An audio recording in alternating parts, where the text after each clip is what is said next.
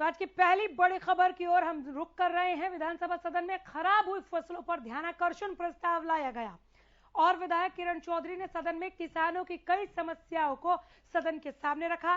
सरकार से समय पर मुआवजा देने, बीमा कंपनी की मनमानियों पर रोक लगाने और गिरदावरी देने की मांग की।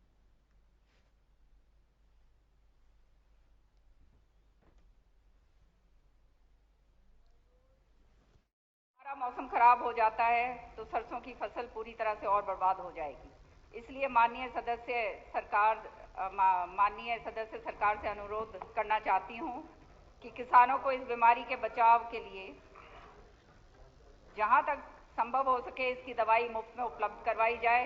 अन्नदाता की मेहनत जमीन में बिछी पड़ी है और चारों तरफ तबाही मची, जिससे उनके सामने आर्थिक संकट खड़ा हो गया, परंतु सरकार बेपरवाह है। आज खाद एवं यूरिया की कीमतें बेहताश बढ़ गई हैं, मिल नहीं रही है और डीजल के दाम भी उच्चतम मूल्यों पर पहुंच गए हैं। किसानों को अपनी बुआई से लेकर मंडी तक अनाज पहुंचाने में बहुत ज्यादा आर्थिक बोझ की मार पड़ रही है। गिरदावरी अब उसके ऑर्डर्स इन्होंने कर दिए हैं। बात यह है कि किसानों को तो तुरंत जो है उसका फायदा मिलना चाहिए, नहीं तो किसान तो पूरी तरह से पिट जाता है। कल मंत्री जी ने विधानसभा के अंदर ये कहा कि ये फसल बीमा योजना जो है ये स्वेच्छा से है, लेकिन ये बिल्कुल सरासर गलत। मैं विधानसभा पटल पे ये बात कहना चाहती हूँ, क्योंकि किसान जो है जिसने क्रेडिट कार्ड बना रखा है, केसीसी कार्ड बना हुआ है, जिसने लोन लिया हुआ है, वो ये बीमा करवाना चाहे फसलों का या ना करवाना चाहे, फिर भी जो है उसका जो है लोन कटता है। तो ये स्वेच्छा वाली बात विधानसभा के अंदर कहने की मैं समझती हूँ पूरी तरह से भ्रमित करने वाली बात। 3500 से बढ़ाकर 7000 की मुआवजा राशि कर दी गई। स्पेशल गिरदावरी और समय पर मुआवजा की मांग उठाई गई। यहाँ पर कांग्रेस विधायिका किरण चौधरी की ओर से वो लगातार किसानों के मुद्दे पर सरकार से एक के बाद एक सवाल पूछ रही थी। उन्होंने फसल बीमा योजना का भी जिक्र किया कि वहां जो लूट मची है, मनमाना रवैया है, उसको सरकार को खत्म कर देना चाहिए। एक के बाद एक किरण चौधरी के सवालों का जवाब यहाँ कृषि मंत्री जेपी दलाल ने भी दिया। खराब फसलों पर कांग्रेस लेकर आई थी ध्यानाकर्षण प्रस्ताव। बेमौसमी बारिश से जो नुकसान हुआ उसकी गिरदावरी हुई कि नहीं हुई, कहां कितनी हुई, कहां रह गई, कहां मुआवजा मिला नहीं मिला, सरकार ने इसका भी जवाब दिया। चूंकि सवाल किरण चौधरी की ओर से सदन के पटल पर उठाए गए थे, तो आज बजट सत्र का 8वां दिन सदन के भीतर किसानों का मुद्दा काफी गूंजा। एक एक करके किरण चौधरी किसानों के लिए सवाल पूछती चली गई और सरकार की ओर से कृषि मंत्री जेपी दलाल ने उनके सवालों का जवाब भी दिया। काफी गर्माहट दिखी, लेकिन जो सवाल थे उसका जवाब सरकार दे रही थी।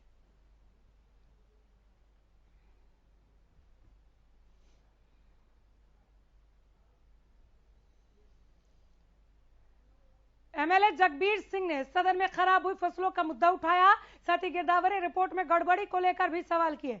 विधायक सवाल पर डिप्टी सीएम जवाब देते हुए जांच का आश्वासन दिया। बेमौसम बरसात और ओलावृष्टि से किसानों के मुआवजे को लेकर सीएम मनोहर लाल ने सदन में बोलते हुए कहा कि हमें ज्यादा से ज्यादा किसानों को बीमा करवाने के लिए प्रेरित करने की जरूरत है। साथ ही उन्होंने कहा कि अगर गिरदावरी में कोई परेशानी है तो हम इसे और ज्यादा पारदर्शी बनाएंगे। सदन में विधायक किरण चौधरी किसानों की जिन समस्याओं को उजागर किया, डिप्टी सीएम दुष्यंत चौटाला ने उन सवालों के जवाब दिए। डिप्टी सीएम ने बताया कि सरकार ने किसानों के मुआवजे में ऐतिहासिक बढ़ोतरी की है, साथ ही किसानों के खाते में मुआवजे की सीधी राशि हम पहुंचा रहे हैं।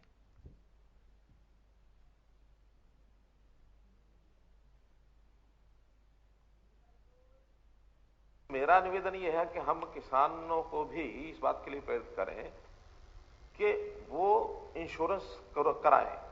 इंश्योरेंस कराने के कई प्रकार के लाभ अपने को जो दिख रहे हैं कि एक तो कंपनियों का अपना एक सिस्टम है, उसमें कोई अदल बदल करना होगा, कमी होगी तो जान कराया जा सकता है, ये कमी इसको ठीक किया जाए। दूसरा, कंपटीशन में कंपनियां भी कई आती हैं, उनका अपना अपना रेट रहता है, उस कंपनियों में रेट में भी आते हैं। उस रेट का ज्यादातर हिस्सा केंद्र सरकार, प्रदेश सरकार देती है। किसान को केवल 2% या एक आध फसल में 5% इतना ही प्रीमियम देना पड़ता है। अब ये 500-700 रुपया अगर किसान देता है तो बदले में उसको एक सुविधा मिल जाती है कि उसका प्रीमियम, उसका नुकसान होने के बाद राशि, कंपनसेशन का जो रेट है वो मैं समझता हूं 18,000 रुपए से लेकर 34-35,000 रुपए एकड़ तक है। सरकार की सीमा है अपनी, सरकार ने 12,000 से 15,000 किया इस बार, तो हम 12,000 से 15,000 ही दे पाएंगे, इससे ज्यादा तो नहीं दे पाएंगे।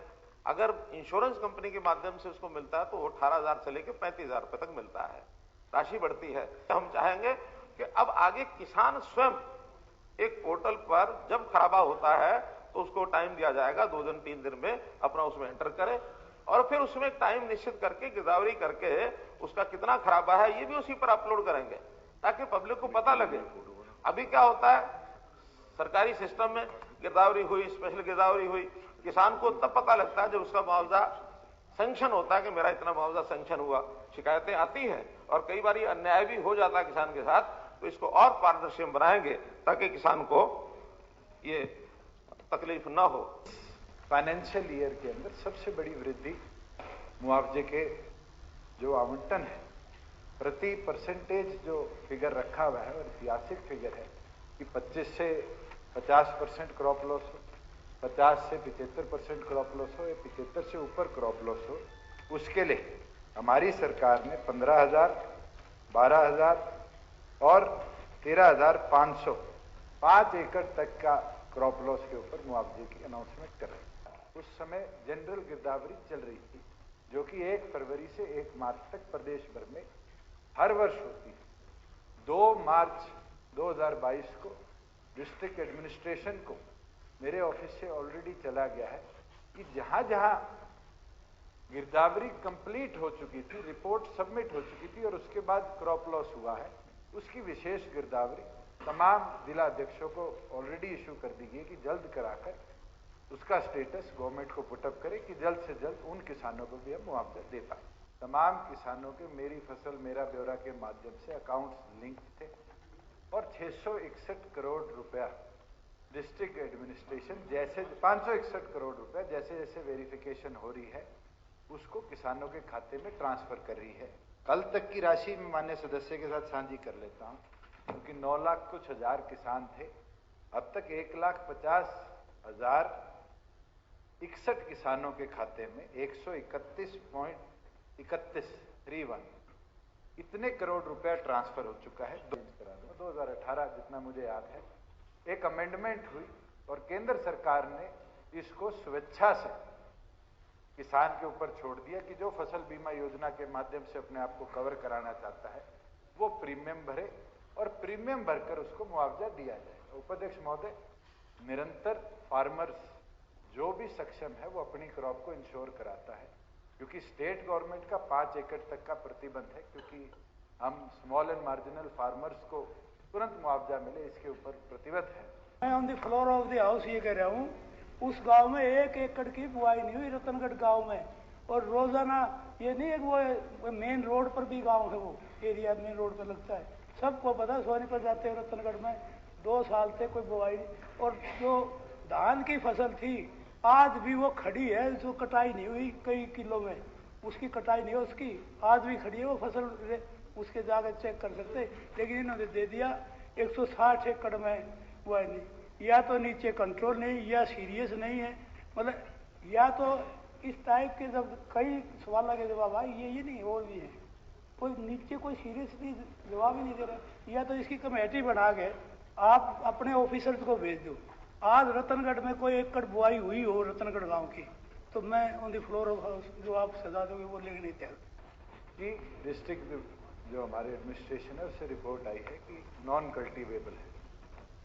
अगर कोई भी ऐसा रेवेन्यू एरिया है जिसकी प्रॉपर रिपोर्ट नहीं पुट इन करी तो आज ही आपके एसडीएम और उनके साथ 2 अन्य अधिकारियों की कमेटी बनाकर चारों गांव का विजिट करवाकर 7 दिन में वो हमें डिटेल्ड रिपोर्ट दे और मैं कोशिश करूंगा कि अगले मंगलवार तक एक अपडेटेड रिपोर्ट सदन के पटल पे रखूं क्योंकि हमारी सरकार का ये प्रयास है कि किसी का एक भी दाना खराब होता है तो उसको मुआवजा। सदन में अवैध कॉलोनियों के मुद्दे पर जमकर हंगामा हुआ। विधायक शमशेर गोगी ने अनअप्रूव कॉलोनियों पर सवाल उठाया और सरकार से कॉलोनियों में सुविधाएं देने की मांग की। जवाब में शहरी निकाय मंत्री ने विधायक से अवैध कॉलोनियों की जानकारी मांगी। एक म्युनिसिपल लिमिट के जो अंदर एरिया है अगर उसको डेवलप होने दिया जा रहा है, वहां मकान बन रहे हैं तो वो अनऑथराइज होना ही नहीं चाहिए, वो तो रहना ही ऑथराइज चाहिए। और अनऑथराइज कह के ना वहां पानी की सुविधा मिलती है, ना सड़कों की सुविधा मिलती है, और वहां लोग परेशान होते हैं। और मैं बार बार कह रहा हूं कि ये जितना भ्रष्टाचार हो रहा है इस अनऑथराइज लफ्ज की वजह से हो रहा है। और करनाल तो इसका सेंटर बना हुआ, अभी आपने देखा हुआ डीटीपी पकड़ा गया, डीसी का नाम आ रहा है, तहसीलदार भी अंदर है, एससी भी अंदर है। तो मेरा कहने का मतलब है कि मंत्री जी इन कॉलोनियों को अगर अथराइज कर दे, जो कमेटी के अंदर है, कोई बाहर से नहीं, थोड़ी बाहर तो बढ़ने लग रही है, तो ये जितना भी मामला है इसको आप एक तरफ से अथराइज कर दो, सरकार को फायदा होगा, म्यूनिसिपल कमेटी को पैसे मिलेंगे और डेवलपमेंट का काम भी होगा। और अगर आपने वैसे ही नीचे को अंडर हैंड ठगी का ही काम चला के रखना है तो आपकी मर्जी। एक म्यूनिसिपल लिमिट के जो अंदर एरिया है अगर उसको डेवलप होने दिया जा रहा है, वहां मकान बन रहे हैं, तो वो अनऑथराइज होना ही नहीं चाहिए, वो तो रहना ही ऑथराइज चाहिए। और अनऑथराइज कह के ना वहां पानी की सुविधा मिलती है, ना सड़कों की सुविधा मिलती है, और वहां लोग परेशान होते हैं। और मैं बार बार कह रहा हूं कि ये जितना भ्रष्टाचार हो रहा है इस अनऑथराइज लफ्ज की वजह से हो रहा है। बाढ़रा से जेजेपी विधायक नैना चौटाला ने सदन में पीने के पानी की समस्या का मुद्दा उठाया और सरकार से क्षेत्र के लिए पानी सप्लाई बढ़ाने की मांग की। विधायक के सवाल पर सहकारिता मंत्री बनवारी लाल ने जवाब देते हुए बताया कि पेयजल आपूर्ति के लिए गांवों को नहरी स्कीम से जोड़ा जा रहा है। बाढ़े हल्के में कई गांव जो है, चाहे वो जोजूकला हो, चाहे कलाली, बलाली, जावा, बदवाना, चिड़िया, मकड़ानी, बहुत सारे गांव है, कम से कम 15, मंदोला, मंदोली, गसोला। यहाँ पीने के पानी की बहुत ज्यादा भयंकर समस्या है। और गांव जो बाढ़ा हल्का जो है वो बहुत रेतीला इलाका है, और जो बोरवेल लगाए हुए हैं और जमीन में पानी की जो गहराई है वो बहुत ज्यादा है, पानी बहुत कड़वा है। तो मैं आपके माध्यम से मंत्री जी से कहूंगी, मांग करना चाह रही हूँ कि आप हमें पीने का पानी दे दो। आजकल तो दुनिया पानी के लिए प्याऊ लगा रही है जगह जगह। आने वाली गर्मी से पहले ये बाढ़ा विधानसभा का कल्याण कर दो और पीने का पानी हमें मुहैया करवा दो। 8 ट्यूबवेल से इसकी वाटर सप्लाई की जा रही है। ये बात ठीक है कि जो बाढ़ा हल्के के जो गांव हैं इनका जो ट्यूबवेल्स का वाटर लेवल नीचे जा रहा है दिन प्रतिदिन, और जो क्वालिटी है वो भी डिस्टर्ब हो रही है। तो इसको ध्यान में रखते हुए इसको नहरी स्कीम से जोड़ा जा रहा है। और ये जो नहरी स्कीम के लिए जो जल घर बना था वो थोड़ा सा जीर्णोद्धार स्थिति में है, तो उसका रेनोवेशन किया जा रहा है। और जब इसका रेनोवेशन हो जाएगा, इसका 556.00 लाख का जो एस्टिमेट डिपार्टमेंट के पास है ये पास हो जाएगा, और इसके बाद इसका जो पानी की जो समस्या नहरी जल से जुड़ जाने के बाद ठीक हो जाएगी। विधानसभा में 8वें दिन की कार्यवाही के दौरान बहादुरगढ़ के विधायक राकेश दौलताबाद ने बीपीएल परिवारों का मुद्दा उठाया। विधायक ने बीपीएल परिवारों के लिए सर्वे कराने की मांग की। विधायक के सवाल पर डिप्टी सीएम दुष्यंत चौटाला ने जवाब दिया, बताया कि पीपीपी के जरिए परिवार के उत्थान और हालातों में सुधार का प्रयास किया जा रहा है। दूसरा ये कि जिन लोगों को बस पिछले 25-30 सालों के अंदर जो बीपीएल कार्ड दिए हैं उन लोगों को भी एक बार हमारे को सर्वे करना चाहिए कि आज उनकी जो माली हालत है वो सरकार की नीतियों की वजह से और उसकी वजह से कितनी प्रोग्रेस हुई है उसमें। लोअर मिडिल क्लास से वो मिडिल क्लास तक उसका स्टैंडर्ड बढ़ा कि नहीं बढ़ा। तो इस तरीके का जो सर्वे है वो करते रहे तो फिर ये लगेगा कि भाई हमने एक्चुअल में ग्राउंड पे जाके बिल्कुल आखिरी जो लाइन में खड़ा आदमी है उसके लिए काम किया। तो एक ऐसे सर्वे कंटिन्यू अगर जो हम करें ये एक है, और एक इसकी स्पीड बढ़ा के टाइमलाइन के साथ, ये दो मेरी रिक्वेस्ट थी आपसे। ये डिमांड जो है ये तो नेवर एंडिंग है, और किसी का लाइफ स्टैंडर्ड क्या है, किसी की आय क्या है, इसका प्रेडिक्शन डे टू डे करना अब पॉसिबल हमारी सरकार करने जा रही है। हमने पहले जो बीपीएल की लिमिट थी उसको इंक्रीज कर पिछले वर्ष 1,80,000 करने का काम किया, और परिवार को राशन कार्ड के लिए अब कहीं जाना नहीं पड़ेगा। परिवार पहचान पत्र के साथ वेरिफिकेशन चल रही है, और जिस परिवार की आय 1,80 से नीचे होगी उसको इस सूची में आने वाले समय में हम ऐड करने का काम करेंगे। दूसरा ये कि जिन लोगों को बस पिछले 25-30 सालों के अंदर जो बीपीएल कार्ड दिए हैं उन लोगों को भी एक बार हमारे को सर्वे करना चाहिए कि आज उनकी जो माली हालत है वो सरकार की नीतियों की वजह से और उसकी वजह से कितनी प्रोग्रेस हुई है उसमें। लोअर मिडिल क्लास से वो मिडिल क्लास तक उसका स्टैंडर्ड बढ़ा कि नहीं बढ़ा। तो इस तरीके का जो सर्वे है वो करते रहे तो फिर ये लगेगा कि भाई हमने एक्चुअल में ग्राउंड पे जाके बिल्कुल आखिरी जो लाइन में खड़ा आदमी है उसके लिए काम किया। तो एक ऐसा सर्वे कंटिन्यू अगर जो हम करें, ये एक है, और एक इसकी स्पीड बढ़ा के टाइमलाइन के साथ, ये दो मेरी रिक्वेस्ट थी आपसे। ये डिमांड जो है ये तो नेवर एंडिंग है, और किसी का लाइफ स्टैंडर्ड क्या है, किसी की आय क्या है, इसका प्रेडिक्शन डे टू डे करना अब पॉसिबल हमारी सरकार करने जा रही है।